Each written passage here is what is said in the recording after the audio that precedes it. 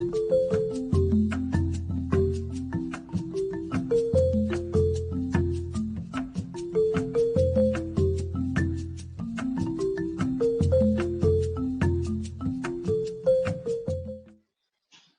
ahora es un gusto saludar a los periodistas musicales Juan Carlos Piedradita del Espectador, Jaime Monsalve de Radio Nacional de Colombia y David Lara, escritor y periodista del Caribe. Espero que estén los tres conectados.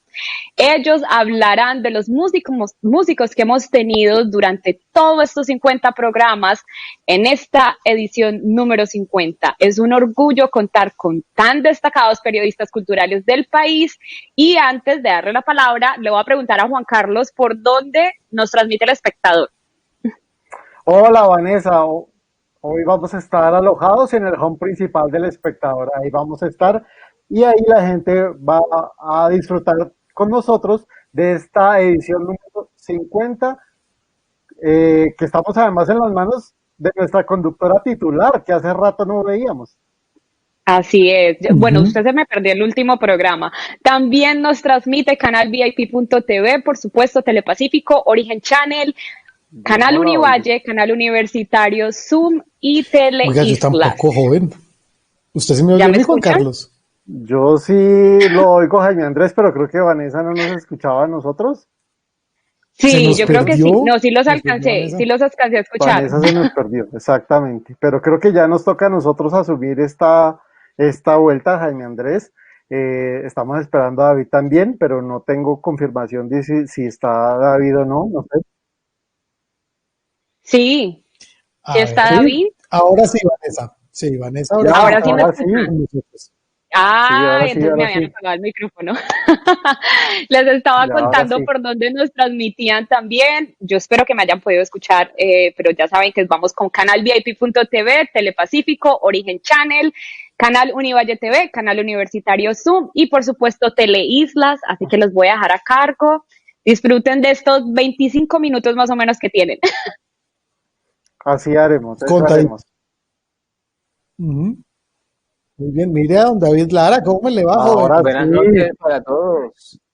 Ahora saludos, sí Jaime Andrés. Saludos, Piedradita. Buenas noches para todos. Hola, ¿qué más? ¿Cómo están ustedes? David. El hombre huele a Buenaventura. Ah, María, claro, como tiene que ser. Sí, ahí lo veo muy bien, sí, con sus acetatos de fondo y todo. Ahí estamos. Muy bien. Pero Jaime Andrés el otro día dijo que eso era un back, que eso no era de verdad, sino que era pura ficción, era pura falso. mentira. Después lo guardo, después lo quito y lo guardo allí en un cuarto. Exactamente. Sí, eso es para chicanear en las entrevistas nomás. Bueno, señores, empezamos nuestra edición número 50, llevamos 50 emisiones al aire de la cuarentena musical del Pacífico Caribe y alguien tenía que tomar, digamos, la vocería para preguntarles a ustedes, que son los expertos en estas lides musicales, y a mí me tocó esa labor. Tenemos algunas preguntas hechas desde nuestra producción. Hay unas que voy a hacer, otras que no, eso sí, para que me designaron a mí. Pero quiero preguntarles, en principio, y vamos a arrancar por ahí, cómo cada uno de ustedes se suma a esta cuarentena musical del Pacífico y del Caribe. ¿Qué les dicen ustedes para convencerlos de hacer parte de este reto tan importante que era hacer una producción audiovisual en tiempos de pandemia? Arranco con Jaime Andrés. Bueno, pues Juan Carlos, el saludo como de costumbre a esta hora de los miércoles. También para todos quienes están con nosotros en esta emisión número 50 de la cuarentena musical Pacífico y Caribe.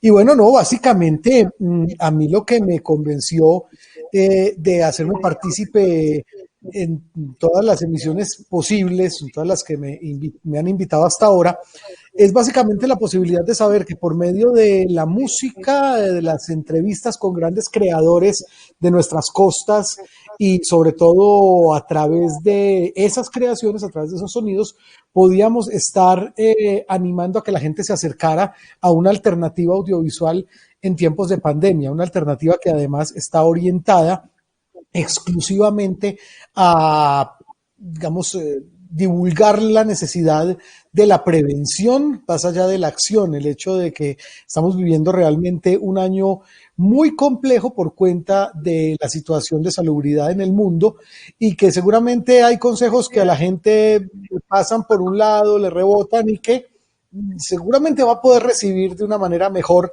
cuando uno apoya ese contenido didáctico que los médicos que han hecho parte de este mismo programa pues han impartido y a quienes hay que agradecerles. Seguramente esos contenidos llegan mejor cuando se permean a través musical, que es algo que a todos nos gusta siempre, más allá, por supuesto, de lo que ha tenido de especial, de lo particular que ha sido en el hecho de darnos que tenemos una raíz afro muy importante en nuestras costas, sino las otras regiones de nuestra Colombia tienen que seguir siendo pues puestas en relieve. Eso es lo que me atrajo a mí y me sigue atrayendo de esta propuesta. Claro, ¿y cómo es su caso, David, desde Cartagena? ¿Cómo lo convencen de hacer parte de esta cuarentena musical del Pacífico del Caribe que arranca además siendo una maratón un domingo y después se extiende de lunes a viernes? Era un poco exigente la cuestión. Después pasamos de lunes, miércoles y viernes y ahorita estamos consolidados los miércoles solamente. ¿Cómo lo convencen a usted, David? Bueno, un saludo para todos. Creo que definitivamente no es que haya una idea formal del convencimiento o un diálogo para el convencimiento. Creo que uno está empeñado fundamentalmente en trabajar no solo por la música, sino también por los músicos. Y como lo acaba de decir Jaime Andrés, es un momento definitivamente difícil. Los escenarios se han cerrado, las tarimas se han cerrado y ahora el espacio definitivamente es esta tarima digital en la que los músicos también pueden no solamente mostrar las creaciones que ya tenían, sino cómo han pasado estos espacios que han sido definitivamente muy creativos para ellos. Creo que durante todos estos programas que hemos hecho, hemos visto a músicos que no se han detenido. Uno podría pensar, bueno, no hay tarima, no hay conciertos, no hay festivales. Sin embargo, el espacio de la cuarentena musical ha servido para eso, para que ellos puedan mostrar sus creaciones, para que se muestren en los espacios de las casas, muchas que hemos conocido a través de estas emisiones, conocer un poco su intimidad, conocer sus espacios de ocio y conocer también la producción nueva en medio de la cuarentena. Específicamente, por ejemplo, el caso de Donny Caballero, que es un referente muy importante en la nueva música, con esa manera y esa fruta prohibida que fue su gran éxito. Ha hecho más de 2, 3 canciones y sigue mostrando sus videos que hace en sus casas de una manera muy profesional y sigue mostrando su trabajo a través de las redes. Creo que lo que se ha hecho es sin duda una gran mano a los artistas y una gran mano a sus creaciones. Claro, hemos presentado a músicos del Pacífico, a músicos del Caribe y también, digamos, lo que atraviesa toda nuestra geografía colombiana, porque todo entró por nuestras costas, por nuestra costa Caribe, por nuestra costa del Pacífico. Quiero preguntarle a David y después a Jaime Andrés, por supuesto, a lo largo de esta serie de conversaciones que hemos tenido con artistas, ustedes han encontrado algo que sea común tanto en las propuestas del Pacífico como en las propuestas del Caribe, David. ¿Hay algo que una las propuestas musicales de ambas latitudes? Bueno, yo pensaría, con el permiso de Jaime, pensaría que hay una conexión muy importante con las raíces, que se da no solamente desde el respeto, sino que se da también desde la profundidad del estudio. Estamos hablando no de una superficialidad, sino estamos hablando de músicos, muchos de ellos académicos, muchos de ellos que se han preparado en universidades. El caso, por ejemplo, de Febe Merak, de Stephanie Cotero, del grupo Tonada, que es un grupo de bullerengue. Fueron músicos que exploraron la tradición desde una investigación muy profunda para producir luego sus creaciones. Creo que es un matiz muy importante dentro de esta relación, dentro de los músicos del Caribe y los músicos del Pacífico. Copete, por ejemplo, desde el Pacífico ha explorado mucho las músicas ancestrales y ha reconstruido, reelaborado esa tradición que en algún momento se convertirá a la tradición.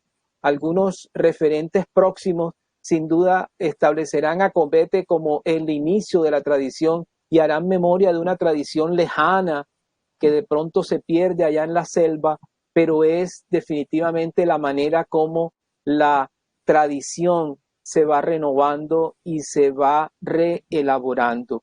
Esa conexión sin duda me parece fundamental, pero me parece fundamental en el hecho de que lo han hecho estos nuevos músicos, la hacen desde el respeto y la hacen desde la investigación profunda.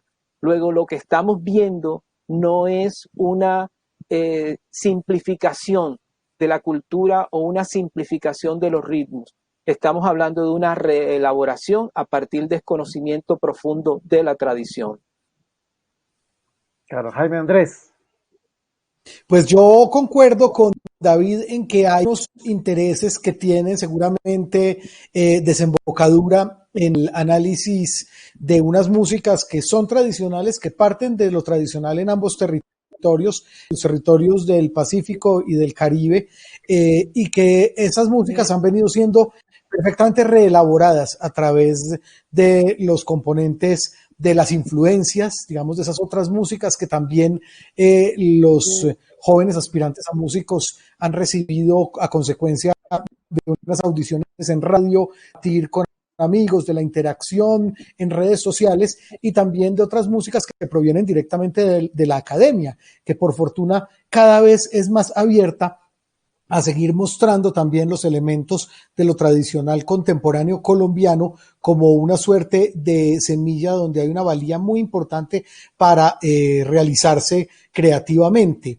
En ese sentido, me parece que en ambos lugares, en ambos puntos de nuestra geografía, hay unos componentes de mestizaje muy impresionantes que son los de nuestra plurietnia, se manifiestan ambos en los dos litorales.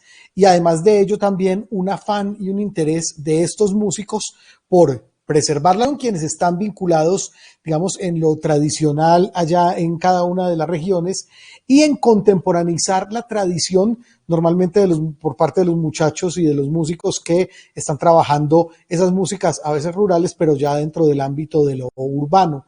Creo que todo eso mancomunado es lo que en este momento aúna las dos tradiciones, la del Caribe y la del Pacífico, y lo que para mí es una verdadera promesa de larga vida para ambas tradiciones. Lo dijo David, seguramente quienes hoy están haciendo música contemporánea los tradicionales de un futuro y serán los espejos donde se mirarán esos músicos de aquí a unas décadas.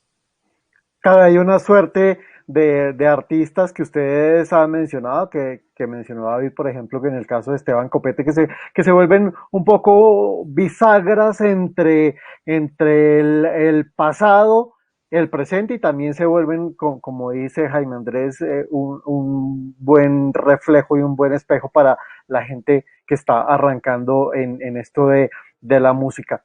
Hay en el folclore vallenato, nos hemos encontrado cuando hablamos con personajes tanto de las dinastías como no pertenecientes a estas dinastías y encontramos terruños muy específicos.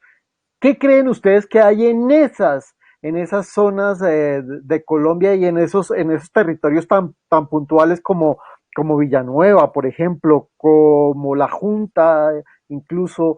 Era un poco lo que pasaba como con el Colegio Loperena, por ejemplo, que todos lo mencionaban por allí. Pero hay algo específico en El Paso, en Villanueva, en La Junta, que ustedes digan, que avivó la llama de esos personajes para ser los grandes juglares de nuestro folclore vallenato? Arranco con Jaime Andrés en esta oportunidad.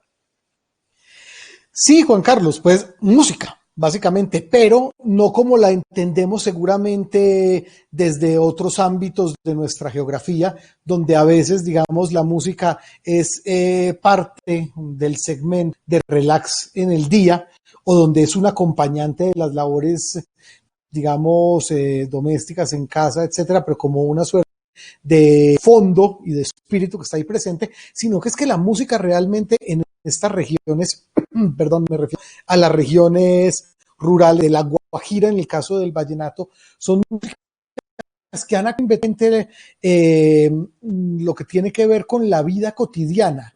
Es decir, para el campesino que emplea los cantos de vaquería, por ejemplo, los sonidos de esos cantos son tan del trabajo como lo ser el rejo con el que arrean a las reses, o como ser, digamos, el zapacer, o me parece que es un elemento más tan importante como lo es para esos movientes, el alimento, la bebida, etcétera. La música es un componente que no es un tema de relax, es realmente una célula más dentro de muchas que componen la tradición. Yo creo que el hecho de que sea un asunto tan omnipresente y también hay que decirlo, una suerte de sobreentendido dentro de esas tradiciones es que ha hecho que muchas otras personas que se decantaron por la composición vallenata y lograron grandes éxitos ya en el mercado del vallenato, lo hicieron a partir de lo que podían decir que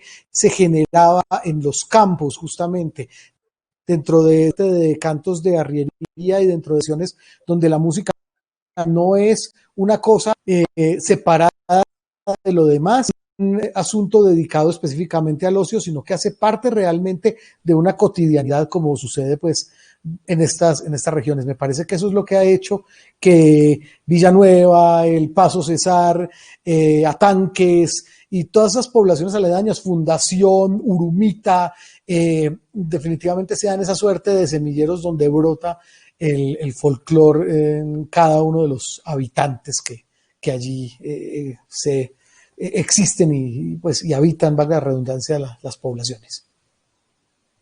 Claro, David, Perdón, ¿qué piensas al respecto?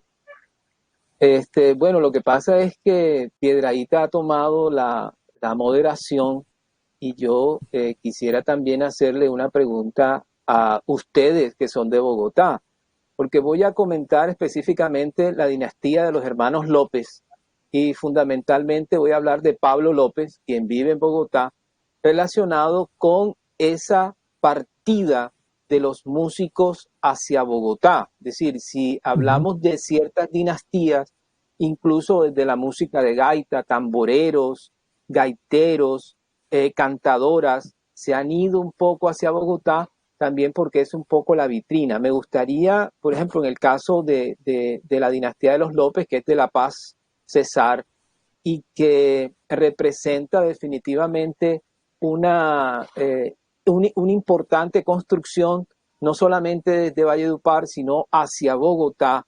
En el más sentido general, quisiera preguntarle a ambos qué puede representar Bogotá para la integración de las músicas del Caribe, del Pacífico, de los llanos, como un espacio también de creación.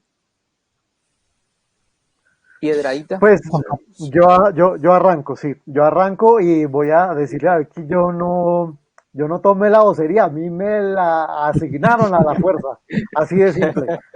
Pero también por algo sería. También por algo sería. Comparto esta opinión y Jaime Andrés tendrá muchos más argumentos para expresar, pero creo que lo que pasa con Bogotá es que siempre ha sido una plaza fundamental para consolidar cualquier sonido, así como para el espectro latinoamericano es importantísimo sonar en México o en Argentina, creo que en Colombia necesariamente había que sonar y hay que sonar en Bogotá para que esos sonidos se irradien hacia otras latitudes. El caso del vallenato es absolutamente claro. El vallenato empieza a consolidarse como el fenómeno masivo que fue porque llega a Bogotá y porque los cachacos, los rolos, como quieran llamarnos, empezamos a mirar ese sonido. Incluso el vallenato de algunas agrupaciones se empieza a hacer también para conquistar el sonido del cachaco, de la persona del interior. Eh, con las otras sonoridades me atrevería yo a decir que es un poco distinto. Lo que pasa con los llanos orientales es que es una comunidad muy fuerte, pero también muy sectorizada. Esos artistas del llano, por ejemplo, suenan mucho en los departamentos que tienen que ver con nuestros llanos orientales, pero por fuera no tanto. Suenan claramente en Venezuela porque compartimos una gran frontera con ellos, suenan en Arauca, en Casanare, en Meta, pero a Bogotá llega en realidad muy poco de esa sonoridad.